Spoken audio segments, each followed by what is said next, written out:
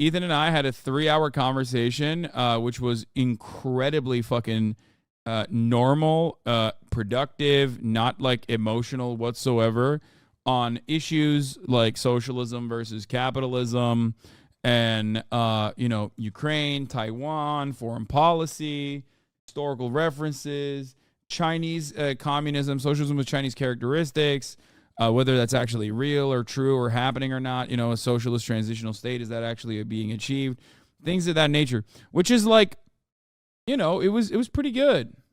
Okay, everybody needs to calm down, okay? You can have disagreements. Like, it doesn't mean that someone is an evil person. Especially when you recognize that, like, we are all products of our social conditioning. Like, chill out. Regardless, okay, where the fuck were we? Is Leftovers over? Yes, it's over. We had a fucking major fallout. It's done. It's Jover. Ethan and I hate each other now. You know the fucking rest. Yeah, obviously. As that's how it's supposed to be. You know what I mean? You have any kind of minor disagreement, no matter what. That means that you guys hate each other's guts. You can't possibly be cordial to one another ever again. You can't possibly have love or mutual respect for one another ever again because you guys disagreed. And one does not simply disagree without major fallout. Or at least according to people who are, who live out their political desires by consuming political content online. But yeah. Yeah. For what it's worth, I thought what I saw of Leftovers was great. Ethan seemed genuinely curious, open to learn, asked a lot of questions. I agree, and that is precisely what happened.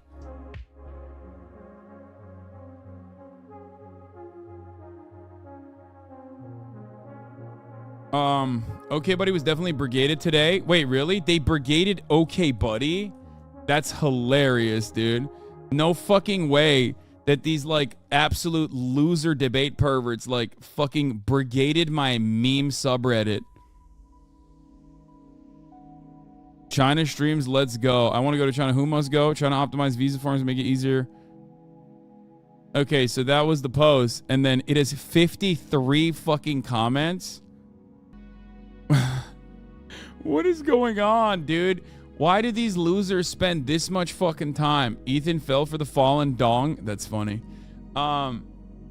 It truly is Jover. Yes, this is the last episode of Leftovers. The show Hasan and I created has become more than either of us could have imagined, but stepping into politics is a risky business. Our friendship is strained recently, and we've decided it's best for the end of the show.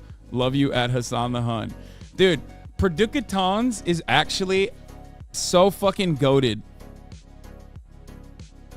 Honest to God, I think it's best for you to because you're already doing Fear and seem really exhausted over the last year, so I think it's really good for you. Keep hustling. Wait, what? There ain't no way motherfuckers are being farmed by this. Man, it's a joke, dog. What the hell?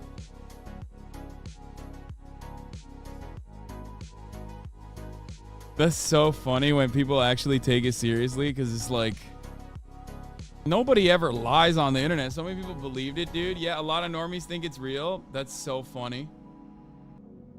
I think that was relatively good faith. I think that it was good. It was productive overall. At least, like, I think that, before the major brigading happens, which it fucking will, because I'm certain that people were, like, covering it in real time, I assume. I haven't even seen it yet. This is how every ep is going to be from now on? No, not at all. But the thing is, both Ethan and I enjoy it. Like, Ethan and I enjoy it too much, like having a reasonable conversation. And that's it. I know Ethan said he didn't want to talk about it, but I think about the exploitation of the third world is really missing from it. Yeah, I mean, guys, I'm not trying to fucking own my interlocutor in the marketplace of ideas where we're doing blood sport. I'm trying to have a fucking reasonable conversation with someone who is comfortable talking about certain matters and not comfortable talking about others. It's good to move away from certain subjects, even though they are profoundly important for the overarching point of contention that, like, social democracies cannot exist without third world exploitation. It's a huge part of it, but, that's it. You are very forgiving of a person that I am. Ethan kept asking the same questions. I mean, it's okay. I'm used to it, dude.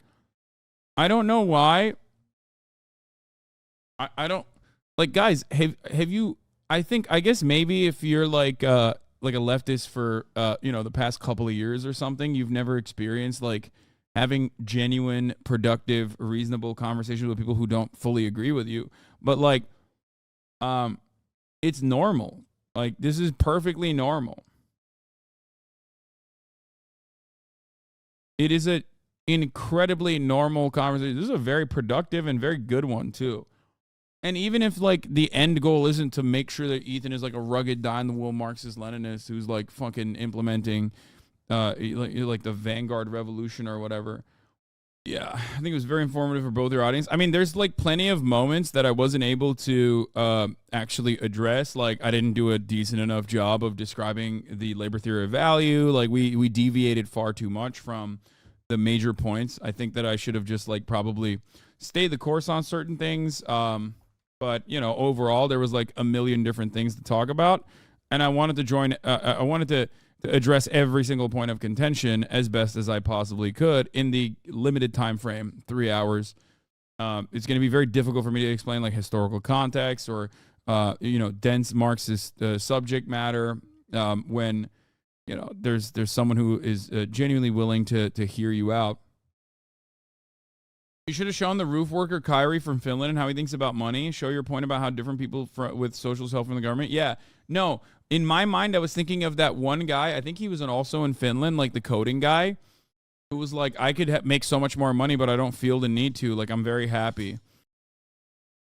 Anyway, I think it was a really good conversation, but of course, much like any good conversation, it's not going to be isolated to being a good conversation. It will have secondary impacts, like all the fucking gross perverts that will come in here and try to trigger me and clip shit. So I have to stream, like, see, this is what I mean. So I have to stream 10 hours a day to debate like you? No, I'm bad at debating. But you do have to stream 10 hours a day to, like, develop decent fucking rhetoric and have a lot of fucking experience debating people. Not me. I'm bad at debating. I've never said I'm good at debating. I'm terrible at debating. Okay? It was good, but there will now be 100 vids on how I'm a mask-off tanky that doesn't understand real communism. It's okay, because I think the real sneaky shit there is that, like, when Ethan and I are side by side, a lot of people look at me and go, that guy's insane. But the secondary point of that is looking at Ethan and going, well, that guy's actually very sane. So what does that do? That makes people, especially reactionary weirdos that are like super far right, second guess and be a little bit more charitable to Ethan's position. So that dynamic ultimately is a decent one, because I think at the end of the day, it yields positive results by bringing certain people to Ethan's fucking side. And I'm perfectly comfortable with, right-wing reactionary losers being more favorable to Ethan Klein's worldview, because I think that especially in the short term, it's great. Ethan's worldview is awesome. If more Americans felt like he did, we would have a significantly better situation overall. Which is precisely the reason why I hate when, like, even members of my community attack him and go fucking nutty over it. It's not a good thing. You need to be a little bit more reasonable and normal. Like, Ethan is not like some fucking weird American Enterprise Institute-backed right-wing commentator.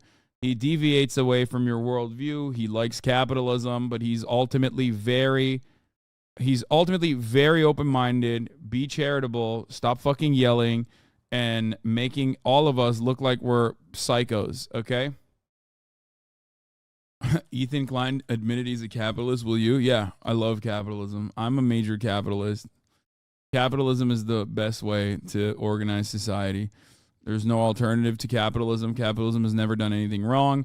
When fucking people die, in our gross abundance of material wealth, and also all matter of resources, when people die due to preventable things like famine and famine-related diseases, 14 million a year under a capitalist organization of the economy globally, those guys are dying because, get wrecked, loser, you should have fucking worked harder.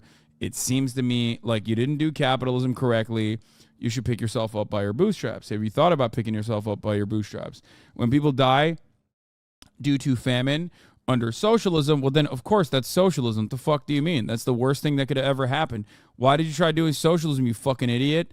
Oh my God, imagine fucking doing socialism. It's entirely socialism. I think one of the funniest parts about it is that like a lot of people act like they hate debate purgatory, and maybe they're not like this fucking guy who is like being a total loser, right?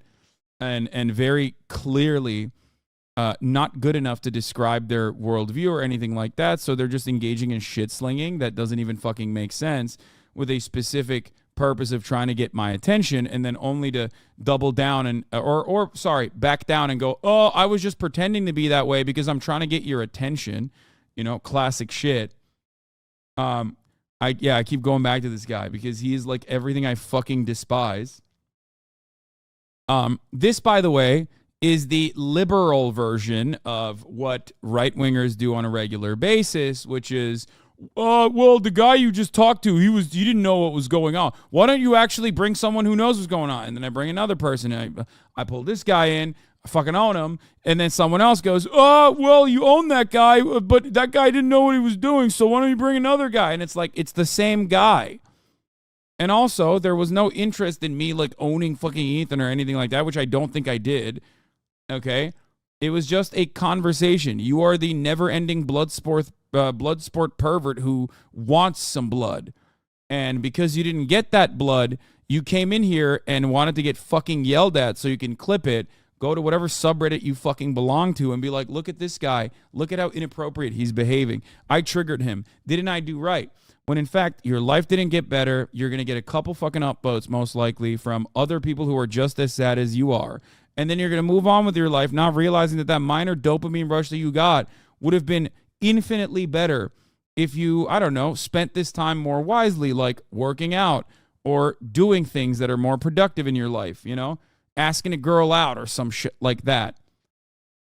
Anyway, I know for a motherfucking fact, the only takeaway for so many weirdos online is going to be something that is clip-chimped, robbed of its nuance, and hyper-focused on to make it seem like my perspective is like violent, radical, awful. Okay? I'm telling you right now, 100% that is what's going to happen. Okay? Because ultimately, debates are fucking stupid. You want to know why debates are stupid, though? Not necessarily because, there's people can't get any takeaways from it. It's because those who love the spirit of debate are some of the worst fucking losers online. Like, the way that they react are like cackling hyenas who don't actually want to hear anything and just drop all pretense of charitability in an effort to do shit stirring. Okay? That's what's the problem. The debate watchers make debate impossible. And yes, this literally goes for leftists as well. And that is a major issue. You make it so that people can't fucking have a single conversation. We can't deviate from others in our points of view without every single person behaving in an incredibly toxic way and incredibly uncharitably. Okay? That's the issue. It's not that necessarily that like debates don't pan out well or whatever. It's that the audience that it attracts is so profoundly toxic. Okay? Super toxic. It's super judgmental, and it's not productive. It is like entirely interested in not necessarily arriving at a fucking truth or finding solutions to a problem, and almost always simply interested in bad faith clip chimping and hyper focusing and like derailing the major takeaways from any kind of conversation, moving away from productivity to look at how fucking stupid this guy is. Look at how violent this guy is. Anyone have a timestamp for the explanation of the leftover split? Man, it's a joke. Oh God. I can't do, you know what it is? The FUPA troopers, the fucking foot soldiers, have been debated a million times over by Ethan and everyone, okay? And yet even they still absolutely believe the memes every single fucking time, okay? They believe it every single time. So what was my expectation? That this community was going to be fucking open to sarcasm and jokes?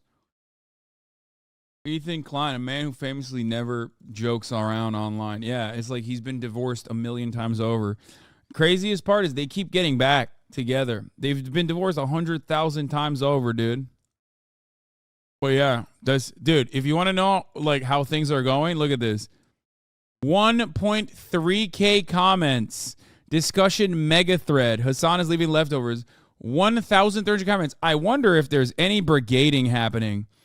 I wonder what happened here. It's like in literally 5 hours, it got 1.3K fucking comments. I assume like there's probably people being like, Ethan wasn't charitable to Hasan. It's fucking bullshit. And then like a shit ton of Hasan's a fucking idiot who doesn't know what he's talking about. God, he's so stupid. I'm actually a rugged socialist, communist, Marxist, Hasanist, as a matter of fact. I'm a Stalinist and I fucking hate Hasan's takes. It's because he's a dumbass. Actually, my favorite Marxist actually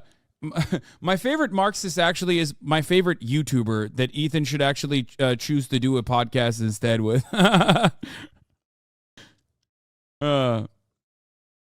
It's incredible that Ethan's the most divorced man of all time and has managed not to be a chud. Yeah, exactly. I think it's partially because like he keeps getting married again. You know what I mean? He's divorced and then married again. Divorced and married again. Divorced and married again. That's why. Ethan did a good job holding himself back. I like that he took back the la la la.